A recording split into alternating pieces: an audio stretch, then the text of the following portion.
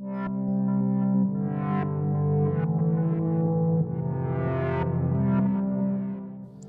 hi everybody. My name is Marilu Flores, and I am the regional manager for the Surfrider Foundation in Florida and Puerto Rico.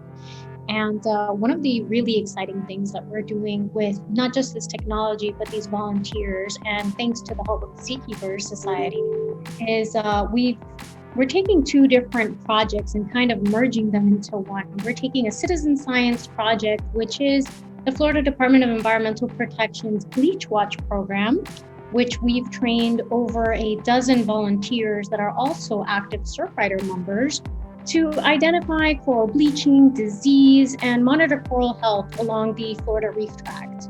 And then we've also partnered with another not-for-profit, Conservation Key, which I'm also the founder of, and using a submersible drone that was granted to us through the Wildlife Conservation Society and Sofar Ocean, we're also sending a submersible drone down to capture footage that perhaps the volunteers cannot get to, or also just explore areas that perhaps we want to spend a little more time on, and just capture some very fascinating and interesting looking footage, and hopefully bring more awareness to coral reefs and introduce these beautiful habitats and environments to people that either cannot dive or have never dove before, and get them to enjoy and explore our waters.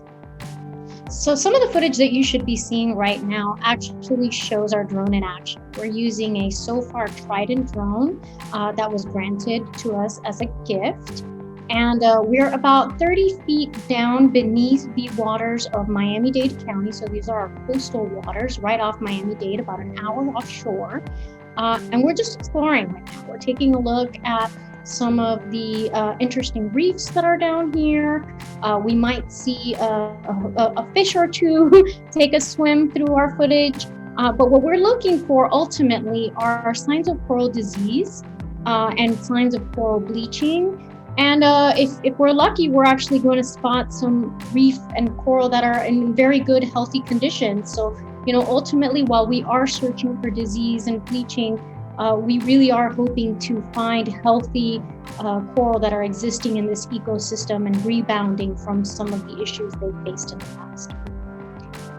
So part of the reasoning behind the locations that we've selected, and we've done a handful of dives so far. We visited Emerald Reef, which is right off the coast of Miami-Dade, and we've visited RJ's Ledge, also located off Miami-Dade County's waters or shores. Part of the reason we selected these locations is because we were informed by the Florida Department of Environmental Protection that they actually hadn't had any surveys conducted in this area. So thanks to their Bleach Watch program, they trained citizen scientists to go out and document photographically and through video the state and health of our Florida reefs, because obviously they don't have enough employees to track all of the Florida Reef Tract.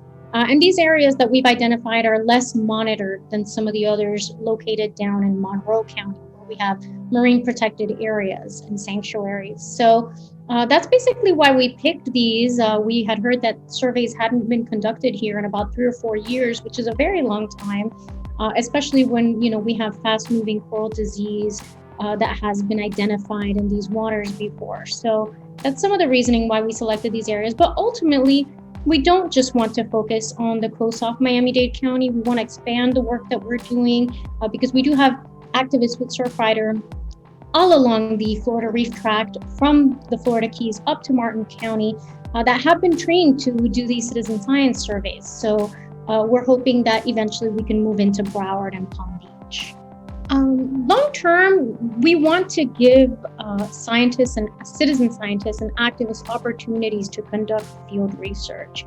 We think it's really important because we understand the financial limitations that many institutions have to conduct this type of work, and engaging our communities not only is going to allow them to have a better understanding of how to protect these marine environments, but help them work with local elected officials, which is very important to the Surfrider mission, to protect these areas, to enact ordinances and laws that are going to better serve and protect our wild spaces. So that's really the ultimate goal, is that if people can see it, if they can care about it, if they can invest in it, emotionally, then they are going to want to protect it. And that's part of what Surfrider does.